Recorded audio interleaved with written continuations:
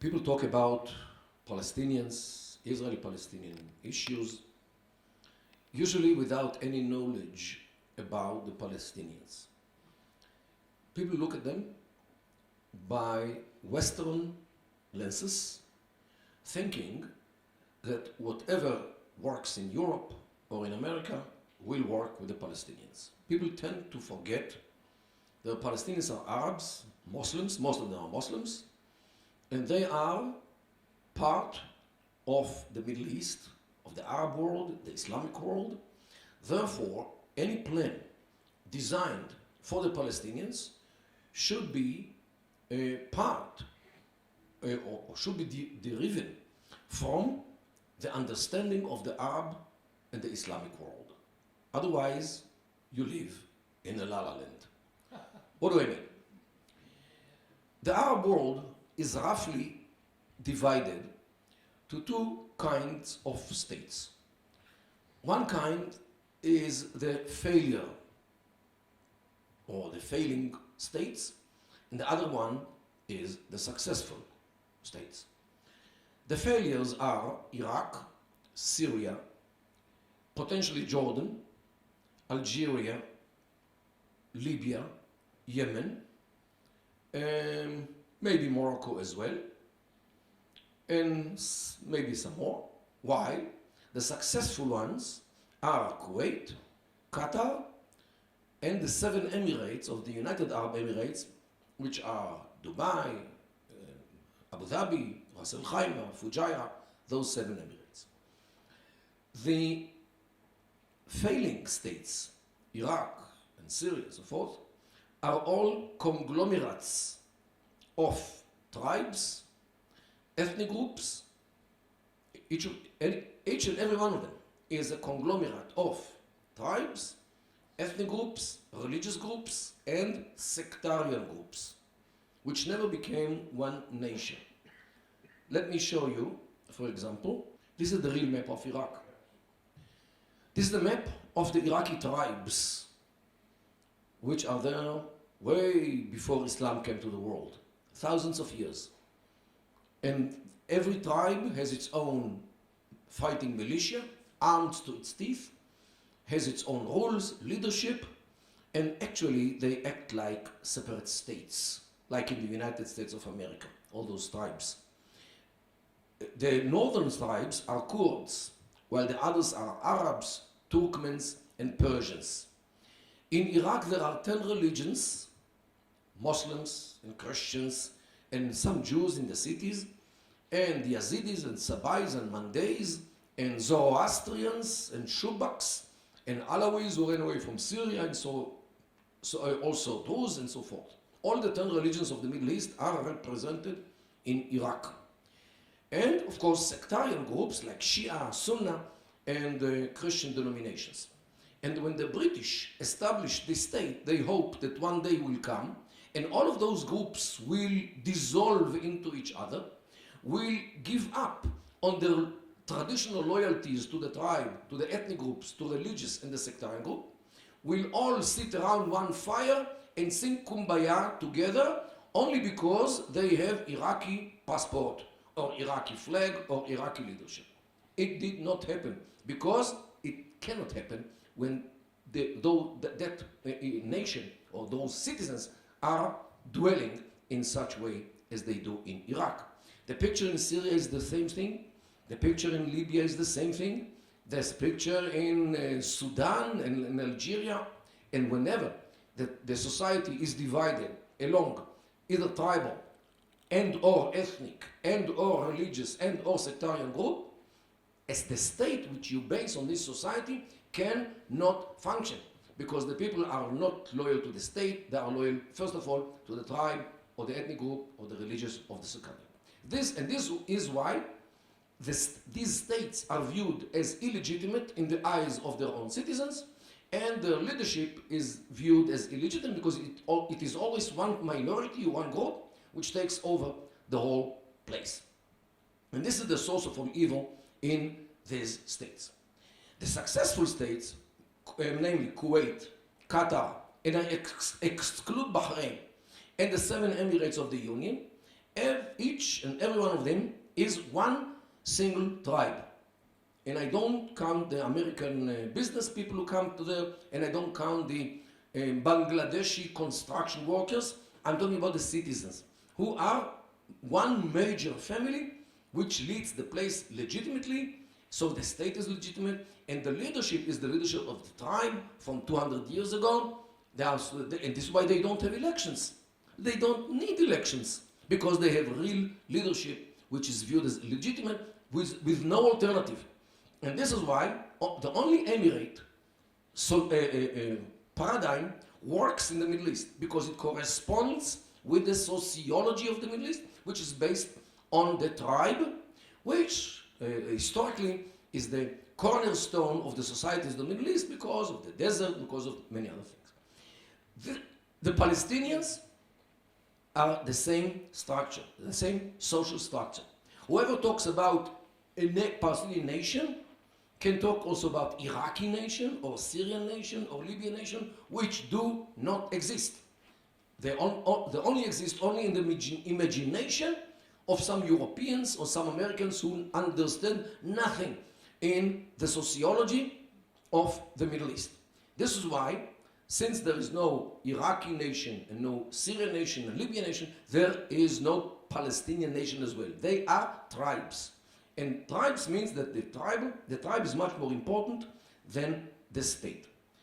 And roughly, the picture is this.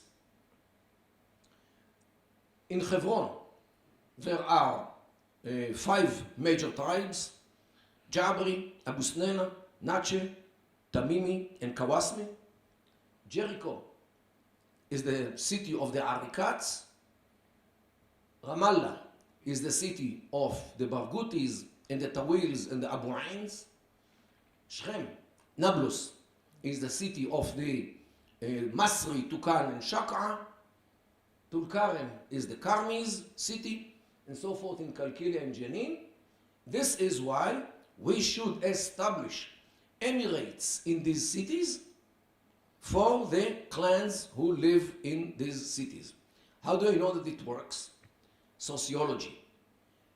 A girl from Hebron has no option to get married to a boy from Shechem, because, as they say in Arabic, hum mush minna, they are not from us, not ours, because they are different tribes. If you tell me the name of somebody, I'll tell you where he lives.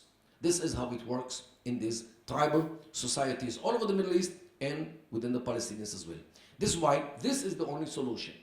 In addition to Gaza, which is a state, and we are talking now in March 2017, the state of Gaza is almost 10 years old. Since Hamas took over this place in June 2007, in 3 months they will celebrate 10 years of a statehood in Gaza.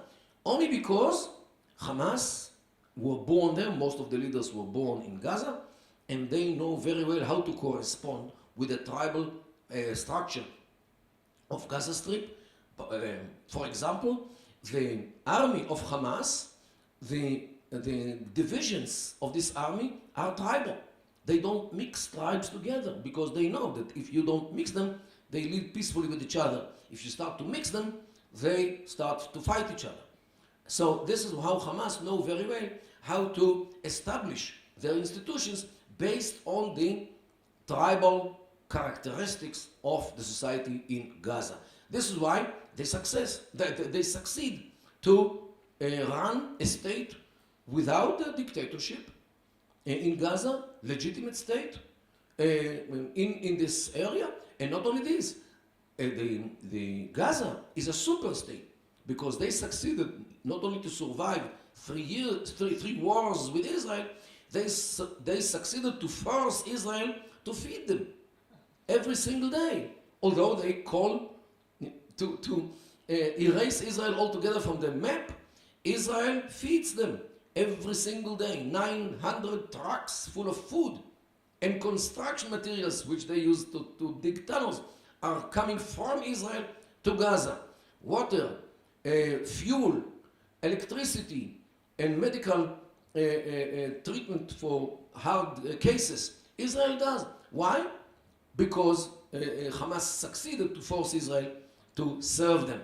This is how powerful the Hamas state is. So this is why Hamas, by the way, gave the first shot in the head of the Palestinian state by establishing a state in Gaza, as we see today. Therefore, Israel should establish 7 more Emirates in the cities of Judea and Samaria, keep and annex all the rural areas between those cities. After all, from the legal point of view, the League of Nations that designed this country, or designated this country to the Jewish people in the San Remo Convention in 1920. So it has a legal basis. This is why it belongs to the Jewish people. This is why we Jews can give the cities to the Palestinians to establish Emirates in every city based on the clans which live in these cities, just like the Gulf Emirates, as we mentioned. Israel should remain forever in the rural areas in order to make sure that nobody establishes another Hamastan which will overlook Afula in the north all the way down to Dimona in the south, through the whole coastal area, including Tel Aviv. This is the only solution which can work, and this is the architecture. Now we have to engineer it. Roads, water supply, taking care of sewage, electricity, communications, access to the sea, access to the airport, access to Jordan, access between. All these issues can be solved, can be designed, can be made in a way which will enable the Arabs, the Palestinians, to live in these Emirates freely, nicely, with good life, high-tech, whatever they want to do, let them do, as long as they don't launch missiles at us, and as long as they don't try to jeopardize our security. Definitely, if Israel is around every one of these Emirates, Israel can check that, for example, all the pipes which they import into that Emirate will all be made of plastic rather than be made of metal, as we see in Gaza, because metal pipes miraculously sometimes turn into missiles. So this is why Israel can maintain its security, while those Emirates can be very successful because they are based on the sociology. I'm not afraid of terrorism because usually in the Middle East, whenever a clan or a group of clans take care of a space, they are kicking out all the jihadists because the jihadists want to undermine the social structure before they want to fight against others, like Jews or Christians or other infidels. So this is why I'm more than sure that the clans, once they have the authority, they will take responsibility. And authority and responsibility, in this case, go together. This is why this is the only solution which can bring them stability, prosperity, and security, and give Israel security as well, along with those Emirates which will be in those cities as described and as we see today in the Arab world. Conclusion: if we want to establish a durable solution with the Palestinians, the only paradigm which we should follow is the one which works in the Middle East, which is the Emirate paradigm, and not to follow the paradigm which doesn't work in the Middle East, which is the European-like state, which is a failure everywhere where it was established in the Middle East. Thank you so much.